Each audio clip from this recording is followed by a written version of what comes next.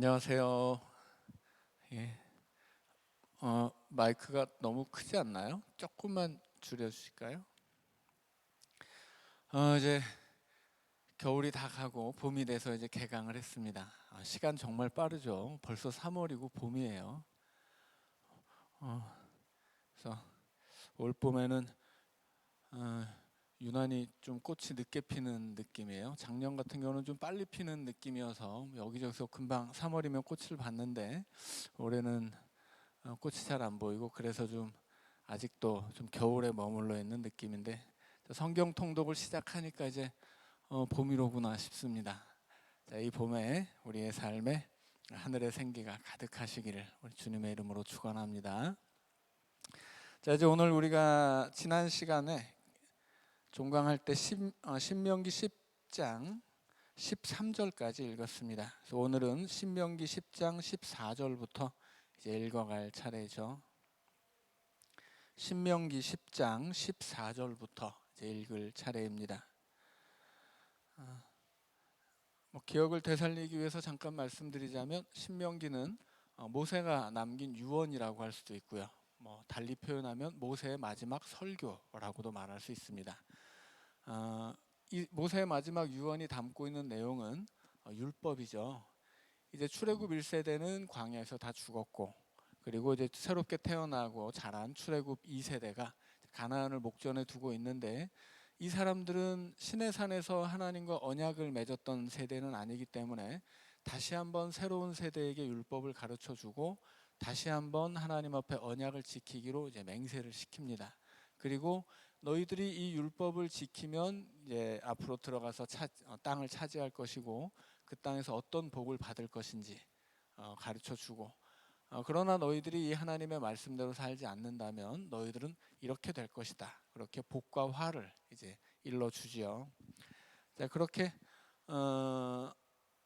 이제까지 자신이 이끌어온 자기 민족의 후손들을 염려하고 그들에게 신앙으로 당부하는 마지막 모세의 이야기가 신명기라고 할 수 있겠습니다.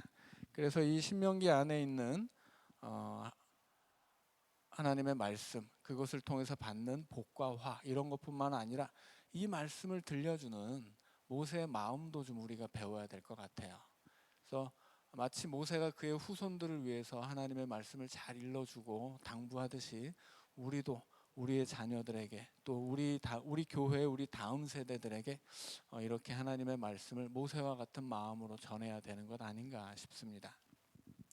자, 그런 마음을 가지고서 신명기 10장 14절부터 읽어가도록 하겠습니다. 하늘과 모든 하늘의 하늘과 땅과 그 위의 만물은 본래 내 하나님 여호와께 속한 것이로되 여호와께서 오직 내 조상들을 기뻐하시고 그들을 사랑하사 그들의 후손인 너희를 만민 중에서 택하셨음이 오늘과 같으니라. 그러므로 너희는 마음에 할례를 행하고 다시는 목을 곧게 하지 말라. 너희의 하나님 여호와는 신 가운데 신이시며 주 가운데 주시요 크고 능하시며 두려우신 하나님이시라.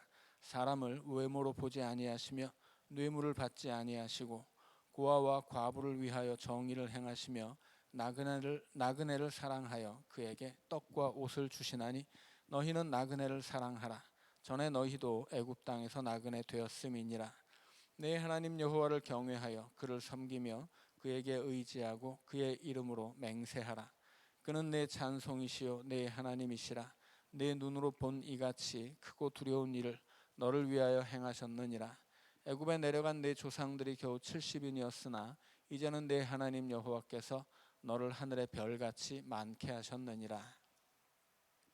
자, 10장의 마지막 뒷부분에서 모세가 하는 이야기는 너희들 가나안 땅에 들어가거든 하나님이 원하시는 것을 해야 하는데, 하나님이 원하시는 것 가장 중요한 것은 하나님의 명령과 규례를 지키는 것입니다. 그것이 13절의 이야기였고, 그 다음으로는 18절이죠. 19절이죠. 너희는 나그네를 사랑하라. 자, 첫째는 하나님의 명령을 지키는 것, 하나님 말씀 지켜서 하는 것. 둘째는 그렇게 하나님 말씀대로 사는 백성들이 나그네들에게 사랑을 베푸는 것. 자, 이것이 이제 하나님의 백성에게 요구하는 이야기 말씀입니다. 그런데 특이한 것은 20절에 보시면 하나님이 이렇게 말씀하세요. 내 하나님 여호와를 경외하여 그를 섬기며 그에게 의지하고 그의 이름으로 맹세하라. 신약 성경 복음서로 오면 예수님 뭐라고 말씀하세요? 절대 맹세하지 말아라. 그렇게 말씀하시죠. 하나님의 이름으로는 당연히 안 될 것이고 뭐 성전이든지 성전의 뭐 헌물이든지 뭐 어떤 것으로도 맹세하지 말라고 하시죠. 자, 그런데 원래 신명기에서는 하나님의 이름으로 맹세를 하라고 합니다. 무슨 뜻이냐면 하나님의 이름으로 맹세를 한다는 것은 내가 무언가를 말하거나 행할 때 하나님을 증인으로 삼는다는 뜻입니다. 그래서 하나님을 증인으로 삼고 약속하는 것이 맹세예요. 자, 그런데 하나님을 내 삶의 증인, 내 언행과 내 삶의 증인으로 세우는 것이 맹세예요. 그러니까 신명기에서 하나님이 이 말씀을 주실 때는 너희들이 하나님 앞에서 살아간다고 하는 것을 기억하고 너희들의 삶의 증인이 하나님이라는 것을 알고 말을 하든 행하든 해야 할 것이다. 그런 뜻에서 맹세를 하라고 한 거예요. 그런데 하나님의 백성들이 하나님이 자기 삶의 증인이시고 자기 삶의 증인이라는 뜻은 하나님이 보고 있고 내가 했던 말, 내가 한 약속을 하나님이 다 듣고 그것을 하나님이 그것의 증인이 되신다는 이야기인데도 불구하고 하나님을 증인으로 세운 하나님 백성들의 삶이 아름답지를 않았어요. 그렇기 때문에 맹세하지 말라고 하는 거죠. 그렇게 되면 어떻게 됩니까? 이제 맹세가 죄가 되는 거예요. 왜냐하면 하나님의 이름으로 맹세했는데 그 맹세가 지켜지지 않으니까 하나님 앞에서 거짓을 이야기하는 것이 되고 그것이 하나님의 영광을 가리는 일이 되기 때문이죠. 그래서 예수님이 맹세하지 말라고 하신 거예요. 그러니까 본래 맹세를 하든 안 하든 중요한 건 뭐예요? 맹세를 하느냐 마느냐가 아닌 거죠. 중요한 것은 하나님의 백성들이 하나님을 증인으로 삼는 신실한 삶을 살아야 한다는 것인데 그렇게 살 수 있다면 맹세를 해야 되는 것이고 그렇게 살지 못하기 때문에 맹세를 하지 말라고 하는 거예요. 그러니까는 맹세를 왜 하라고 했다가 왜 하지 말라고 하느냐, 왜 이랬다 저랬다 하느냐 이렇게 생각하실 필요가 없죠. 맹세를 하라고 말씀하신 이유, 맹세를 하지 말라고 말씀하신 이유, 그것이 더 중요하다라는 것입니다. 자, 11장의 말씀입니다. 그런즉 내 하나님 여호와를 사랑하여 그가 주신 책무와 법도와 규례와 명령을 항상 지키라. 너희의 자녀는 알지도 못하고 보지도 못하였으나 너희가 오늘날 기억할 것은 너희의 하나님 여호와의 교훈과 그의 위엄과 그의 강한 손과 펴신 팔과 애굽에서 그 왕 바로와 그 전국에 행하신 이적과 기사와 또 여호와께서 애굽 군대와 그 말과 그 병거에 행하신 일 곧 그들이 너희를 뒤쫓을 때에 홍해 물로 그들을 덮어 멸하사 오늘까지 이른 것과 또 너희가 이곳에 이르기까지 광야에서 너희에게 행하신 일과 르우벤 자손 엘리압의 아들 다단과 아비람에게 하신 일 곧 땅이 입을 벌려서 그들과 그들의 가족과 그들의 장막과 그들을 따르는 온 이스라엘의 한 가운데에서 모든 것을 삼키게 하신 일이라. 너희가 여호와께서 행하신 이 모든 큰 일을 너희의 눈으로 보았느니라. 그러므로 너희는 내가 오늘 너희에게 명하는 모든 명령을 지키라. 그리하면 너희가 강성할 것이요 너희가 건너가 차지할 땅에 들어가서 그것을 차지할 것이며 또 여호와께서 너희의 조상들에게 맹세하여 그들과 그들의 후손에게 주리라고 하신 땅 곧 젖과 꿀이 흐르는 땅에서 너희의 날이 장구하리라. 내가 들어가 차지하려 하는 땅은 내가 나온 애굽 땅과 같지 아니하니 거기에서는 너희가 파종한 후에 발로 물 대기를 채소밭의 댐과 같이 하였거니와 너희가 건너가서 차지할 땅은 산과 골짜기가 있어서 하늘에서 내리는 비를 흡수하는 땅이요 내 하나님 여호와께서 돌보아 주시는 땅이라. 연초부터 연말까지 내 하나님 여호와의 눈이 항상 그 위에 있느니라. 자, 하나님이 대단한 일을 행하셨다는 거죠. 그래서 하나님의 말씀을 어기면 어떻게 됩니까? 하나님을 대적하고 하나님 말씀을 어기면 홍해에서 애굽의 군대를 삼킨 것 같이 혹은 광야에서 하나님을 대적했던 자들을 땅이 입을 벌려 삼킨 것 같이 그렇게 삼켜질 것이다. 그러니까 너희들 하나님 말씀 잘 지켜라. 그렇게 이야기합니다. 그렇게 지키면 너희들이 이제 가나안 땅을 차지할 것인데 10절에 보면 내가 들어가 차지하려는 땅은, 이 말을 시작으로 이제 가나안 땅이 어떤 땅인지를 설명합니다. 자, 그런데 뭐라고 설명하냐면 애굽 땅과 같지 않아요. 애굽 땅은 전에도 말씀드렸지만 그 시대에 지구상에서 가장 좋은 땅이에요. 애굽 땅은 인생의 에덴 동산이 애굽 땅입니다. 왜냐하면 애굽 땅은 정말 풍요로워서 역사적인 문헌을 통해서 보면 애굽에 없는 것이 있는데 거지가 없어요. 굶는 사람이 없습니다. 고대에 그 정도로 먹을 것이 풍성했던 땅이 애굽 땅이에요. 그것은 그 땅에 이 나일강이 있기 때문이죠. 나일강에 해마다 이 비가 와서 범람을 하면 이 그 강이 범람하면서 데려오는 모래가 있어요. 흙이 있어요. 검은 흙이 그 강변에 쫙 깔리는 거예요. 그럼 본래 농사라고 하는 것이 해마다 같은 땅에 같은 것을 심으면 독소가 쌓입니다. 왜냐하면 그 나무에, 그 식물에 필요한 영양분이 다 빨리기 때문이에요. 뭘 심든 똑같아요. 어떤 나무든지 자기에게 필요한 영양분을 다 빼갔기 때문에 나중에는 영양분이 안 남아요. 그래서 요즘에야 이렇게 비료 같은 것을 많이 개발하고 그런 비료를 뿌리면 땅이 이제 영양분을 먹어서 충분히 계속 농사를 지을 수 있지만 옛날에는 그런 게 없죠. 그래서 옛날에는 땅도 쉬는 게 필요했어요. 그래서 한 땅에서 같은 농사를 계속 지으면 결국은 다 말라 죽습니다. 그런데 애굽에서는 그런 게 안 통해요. 왜냐하면 새로운 흙을 막 퍼다 나르기 때문이에요, 강이. 그래서 땅이 쉴 이유가 없어요. 그리고 심으면 무조건 나는 막 잘 자라고 열매를 풍성하게 맺는 거예요. 그러니까 애굽 땅은 그냥 인생 에덴 동산이었어요. 그런데 가나안 땅은 그런 땅이 아니죠. 11절에 보면 하늘에서 내리는 비를 흡수하는 땅이에요. 이것은 좋은 말이기도 하고 나쁜 말이기도 합니다. 나쁘게 해석하면 비가 안 오면 말라 죽는 땅이에요. 자, 그러나 비가 오면 어때요? 비가 오면 수고스럽게 물을 대기 위해서 땅을 밟을 필요가 없어요. 애굽에서는 이 발로 물을 댔다고 하죠. 그러니까 이 땅이 비옥하니까 발로 밟으면 물길이 생긴다는 뜻일 수도 있고, 그 시대에 이 애굽 항상 그 시대 애굽에서 농사는 나일강을 중심으로 그 주변에 살면서 이루어졌기 때문에 강에서 밭으로 그냥 이 물을 끌어오면 돼요.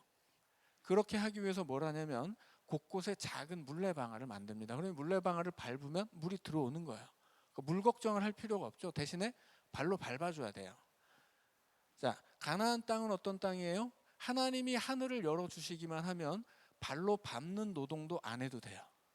그 별것은 아닌데 발로 밟는 노동도 안 해도 되는 땅. 대신에 하나님이 하늘을 닫아버리면 어떻게 됩니까?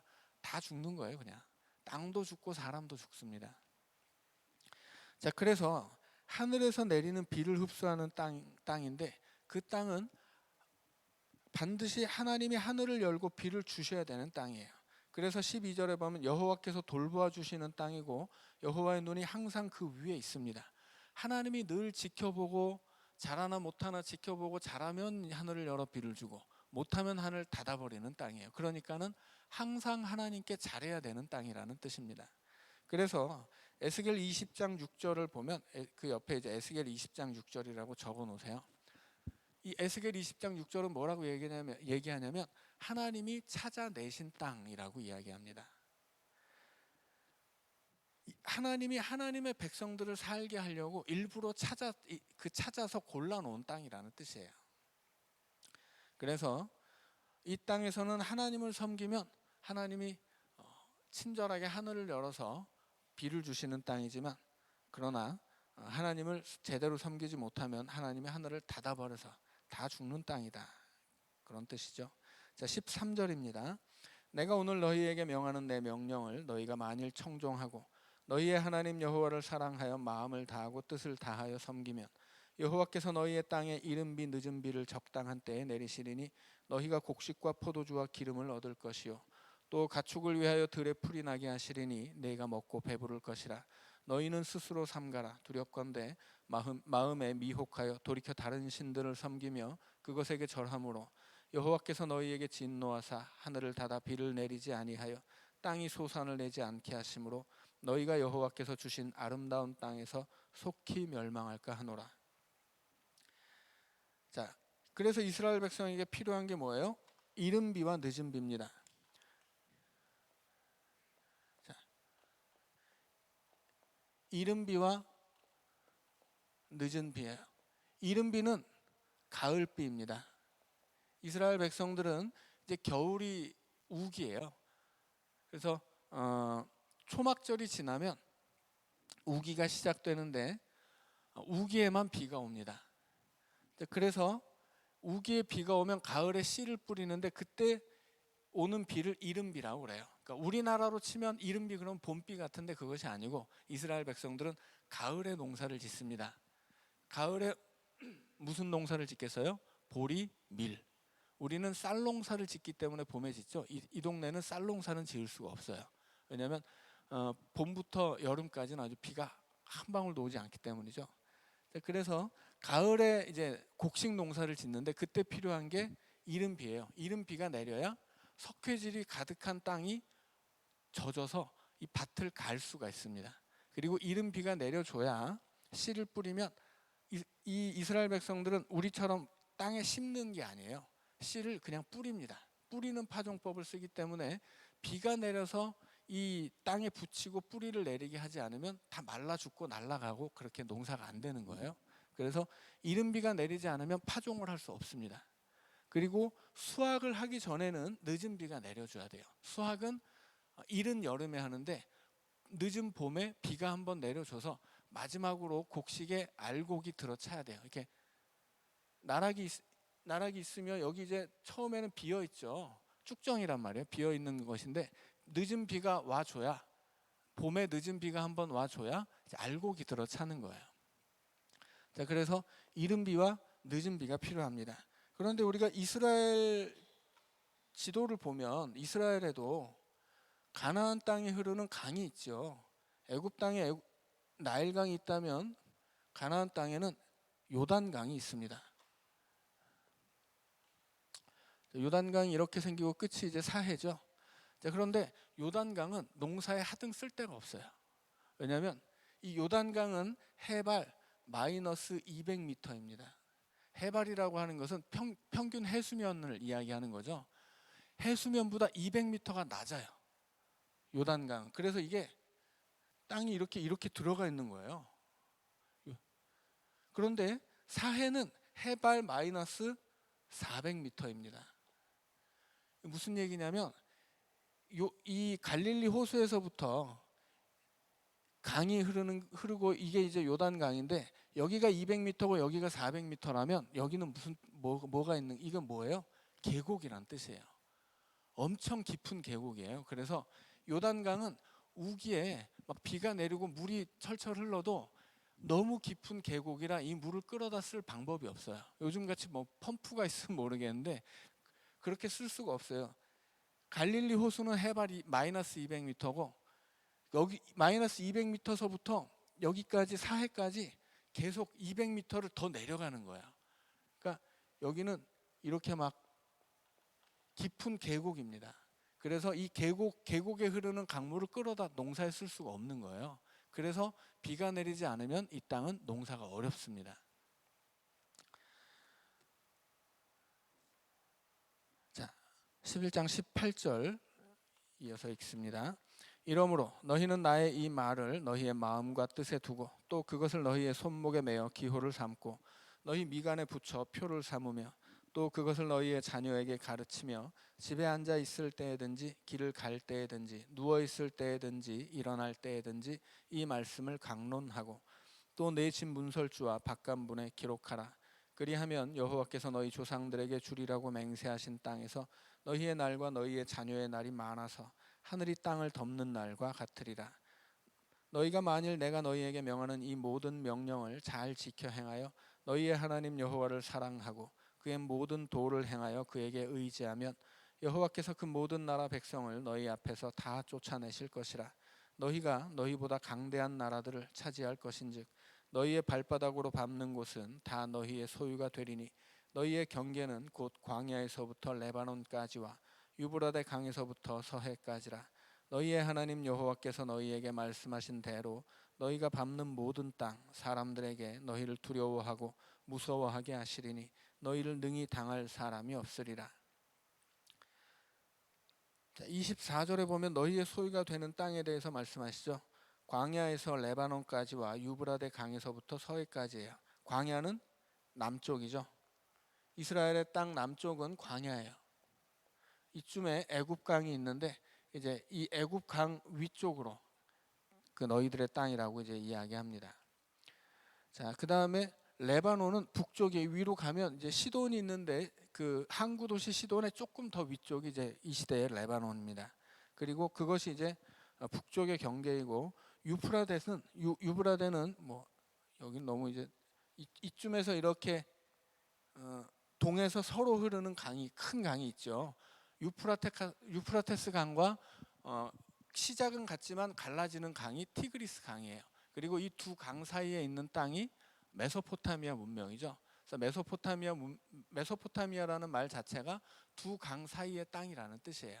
그래서 그 메소포타미아에서 유프라테스 강을 건너왔을 때 강을 건넌다라는 말이 이제 히브리라는 말이거든요. 그래서 강을 건넌 사람들, 그 유프라테스 강을 건너오고 가나안 땅에 들어오면 뭘 건너야 돼요? 요단강을 건너야 되죠. 자, 그래서 이 두 개의 강을 건너지 않으면 가나안 땅으로 들어올 수가 없어요.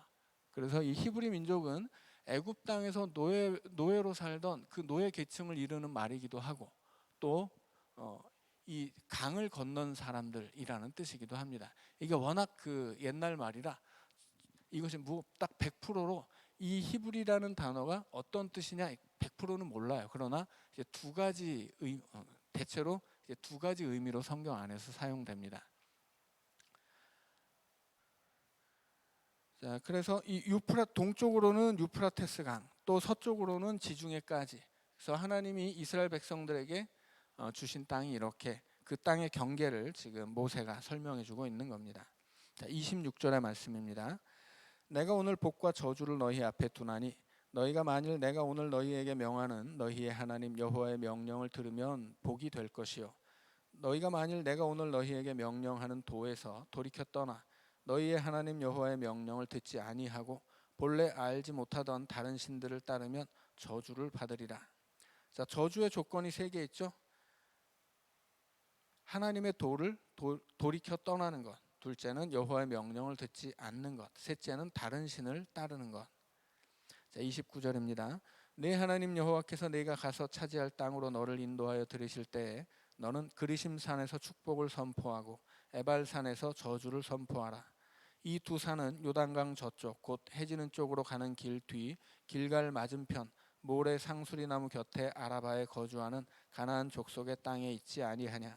너희가 요단을 건너 너희의 하나님 여호와께서 너희에게 주시는 땅에 들어가서 그 땅을 차지하려 하나니 반드시 그것을 차지하여 거기 거주할지라. 내가 오늘 너희 앞에 베푸는 모든 규례와 법도를 너희는 지켜 행할지니라. 자, 요단강을 건너서 들어가면 이 가나안 땅의 절반의 밑으로는 광야 지역이에요. 그리고 여기서 이제 산이 시작되어서 이렇게 산지가 여기 이렇게 있죠. 예루살렘은 이 산지 위에 있습니다. 산지가 여기 이렇게 있고 이 아래는 광야예요. 이 아래는 사막이고 위쪽으로는 좀 땅이 좋습니다. 그래서 이 갈릴리 호수 주변으로는 굉장히 비옥한 땅이에요. 그래서 아브라함이 처음 이 땅을 건너갔을 때 이 좌우로 갈 수 있는데 이 가나안을 남과 북으로 가르는 기준점이 되는 땅을 세겜이라고 볼 수 있습니다. 세겜 옆에 산이 두 개 있는데 하나는 에발산, 하나는 그리심산이죠. 자, 그래서 모세가 지금 명령하는 거예요. 너희들이 가나안 땅에 들어가면 세겜으로 가서 에발산과 그리심산에 각각 나누어 서라. 그래서 한쪽에서는 복을 선포하고 한쪽에서는 화를 선포할 때 한쪽이 복을 선포하면 다른 쪽에 있는 사람들이 아멘으로 화답하고 다른 쪽이 저주를 선포하면 또 다른 데 있었던 사람들은 또 아멘으로 화답하고 이렇게 하라고 시키죠. 그래서 여호수아서를 보면 이 사람들이 처음에 가나안 땅으로 들어와서 여리고를 무너뜨리고 그다음에 베델로 올라간 다음에 갑자기 발길을 돌려서 이 세겜 쪽으로 가서 에발산과 그리심산으로 가죠. 그래서 거기서 하나님이 말씀하신 대로 거기서 이제 복과 화를 선포합니다. 자, 그때 30절에 보면 처음 이 가나안 땅으로 들어가서 세겜 땅에 갔을 때 만나는 곳이 모래 상수리 나무예요. 자, 이것은 창세기 12장 6절을 보면 아브라함이 처음 가나안 땅에 들어가서 그 땅으로 들어가서 계속 길을 가다가 만난 곳, 처음 만난 곳이 이 모래 상수리 나무라는 곳이고요. 자, 여호수아서로 가면 24장에서 여호수아가 백성들을 데리고 언약 갱신을 하는 곳이 또 이 모래 상수리 나무 앞이에요. 그래서 이 세겜의 모래라는 곳이 이 구약 성경 안에서는 꽤나 이제 유서 깊은 곳이다라고 하는 말씀입니다. 자, 이제 신명기 12장 읽을 차례인데요. 12장부터 26장까지는 신명기 법전이라고 부릅니다. 그러니까 여러 가지 이제 그 율법 계명들이 이 12장부터 26장까지 쭉 나와 있습니다. 자, 12장 1절부터 읽습니다. 내 조상의 하나님 여호와께서 내게 주셔서 차지하게 하신 땅에서 너희가 평생에 지켜 행할 규례와 법도는 이러하니라. 너희가 쫓아낼 민족들이 그들의 신들을 섬기는 곳은 높은 산이든지 작은 산이든지 푸른 나무 아래든지를 막론하고 그 모든 곳을 너희가 마땅히 파멸하여 그 제단을 헐며 주상을 깨뜨리며 아세라 상을 불사르고 또 그 조각한 신상들을 찍어 그 이름을 그곳에서 멸하라. 자, 여기서 중요한 이야기를 하는데 지금 12장 1절부터 3절까지 하는 이야기가 뭐냐면 산당을 파괴하라는 말씀입니다.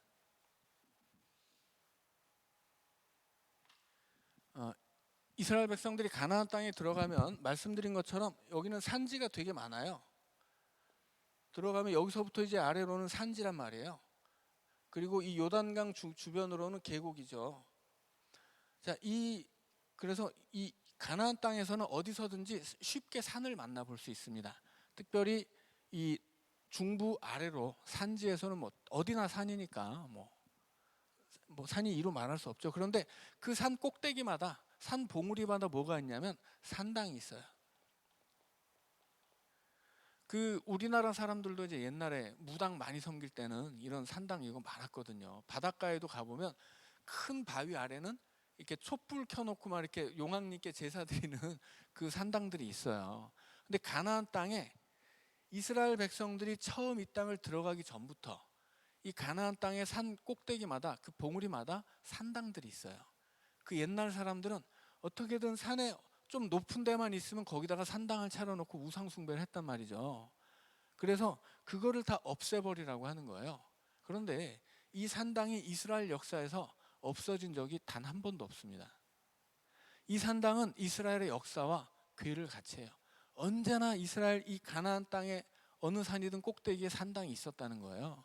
그래서 이스라엘 백성들이 예루살렘에서 하나님께 예배를 드린 다음에는 자기 동네 가서는 그 산 꼭대기 가서 산당에 가서 또 비는 거예요, 우상한테. 그래서 이스라엘 역사 안에서 이 산당의 역사는 우상 숭배 역사와 맞물려 있어요. 그래서 이스라엘의 역사 안에 이 산당이 우상 숭배 자리로서 언제나 있었다라고 하는 것을 여러분들 기억하셔야 됩니다. 자, 4절입니다. 너희의 하나님 여호와께서는 너희가 그처럼 행하지 말고 오직 너희의 하나님 여호와께서 자기의 이름을 두시려고 너희 모든 지파 중에서 택하신 곳인 그 계실 곳으로 찾아 나아가서 너희의 번제와 너희의 제물과 너희의 11조와 너희 손의 거제와 너희의 서원제와 낙헌 예물과 너희 소와 양의 처음 난 것들을 너희는 그리로 가져다가 드리고 거기 곧 너희의 하나님 여호와 앞에서 먹고 너희의 하나님 여호와께서 너희의 손으로 수고한 일에 복 주심으로 말미암아 너희와 너희의 가족이 즐거워할지니라. 우리가 오늘 여기에서는 각기 소견대로 하였거니와 너희가 거기에서는 그렇게 하지 말지니라. 너희가 너희 하나님 여호와께서 주시는 안식과 기업에 아직은 이르지 못하였거니와 너희가 요단을 건너 너희 하나님 여호와께서 너희에게 기업으로 주시는 땅에 거주하게 될 때 또는 여호와께서 너희에게 너희 주위의 모든 대적을 이기게 하시고 너희에게 안식을 주사 너희를 평안히 거주하게 하실 때에 너희는 너희의 하나님 여호와께서 자기 이름을 두시려고 택하실 그곳으로 내가 명령하는 것을 모두 가지고 갈지니 곧 너희의 번제와 너희의 희생과 너희의 십일조와 너희 손의 거제와 너희가 여호와께 서원하는 모든 아름다운 서원물을 가져가고 너희와 너희의 자녀와 노비와 함께 너희의 하나님 여호와 앞에서 즐거워할 것이요 내 성중에 있는 레위인과도 그리할지니 레위인은 너희 중에 분깃이나 기업이 없음이니라. 너는 삼가서 네게 보이는 아무 곳에서나 번제를 드리지 말고 오직 너희의 한 지파 중에 여호와께서 택하실 그곳에서 번제를 드리고 또 내가 네게 명령하는 모든 것을 거기서 행할지니라. 자, 하나님이 자기 이름을 두시려고 택하실 곳이 있죠. 이것은 우리가 얼핏 생각하면 예루살렘인가 이렇게 생각할 수 있지만 아직은 예루살렘이 없죠. 성전도 지어지지 않았고 이것은 중앙성소를 이야기하는 겁니다. 중앙성소는 뭐냐면 이스라엘 백성들이 광야에서는 성막을 짓죠. 그리고 이 성막을 가지고 가나안으로 들어가요. 그러면 더 이상은 이 가나안 땅에 들어가면 이 성막이 이동하지 않아도 좋습니다. 그래서 이 성막을 가나안 땅에 처음 들어갔을 때 중간이 어디라고요? 세겜이라고 했죠. 이 성막을 세겜 땅에 둡니다. 그래서 이스라엘의 예배 중심지가 세겜 땅이 되는 거예요. 자, 그 다음에 이제 사무엘 시대로 가면 이 세겜은 아니고 세겜 근처에 실로라고 하는 곳이 있어요. 이것은 실로는 좀 더 남쪽으로 내려오는데 실로라는 곳으로 중앙성소가 옮겨지게 됩니다. 자, 그래서 여기서 말하는 하나님이 자기 이름을 두시려고 택하신 곳은 아직은 성전이 아니라 성막이고 예루살렘도 아니고 이렇게 세겜에서 실로로 또 나중에 이제 그 사울 시대로 가면 이 언약궤를 버려두죠. 방치하고 그 언약궤를 다윗이 이 다윗성으로 가져오게 되죠. 자, 그래서 아직까지는 성전이 없는 곳이고 없는 시대이고 아직은 예루살렘도 정복을 못한 시대예요. 그래서 지금 여기서 말하는 자기 이름을 두시려고 하는 그곳은 세겜이나 실로처럼 중앙성소로 지정된 땅을 이야기하는 것입니다. 자, 그래서 출애굽기와는 변화된 것이 있다면 출애굽기에서는 하나님이 이 성막을 십계명을 가르쳐 주시고 뭐라고 말씀하시냐면 그렇게 하나님을 예배하는 곳에 어디든지 내가 임재한다 그렇게 말씀하세요. 자, 그런데 여기서 이제 바뀌죠. 이름을 두시려고 정하신 곳이 있는데 그곳으로 와야 된다 이렇게 이제 이야기하는 거예요. 그래서 당연히 이제 출애굽기에서는 이스라엘 백성들이 광야에 있기 때문에 성막을 이고 매고 이제 어디든지 하나님 이끄시는 대로 가서 하나님이 멈추면 거기서 이제 예배를 드렸고 이제는 가나안 땅에 정착을 했기 때문에 하나님이 이 성막을 둘 곳을 지정해 주시고 그 중앙 성소에서 하나님을 예배하도록 지금 명령하고 있는 것입니다. 자, 그럼 여기까지 읽고 이제 3분 쉬었다가 15절부터 계속 읽어가도록 하겠습니다.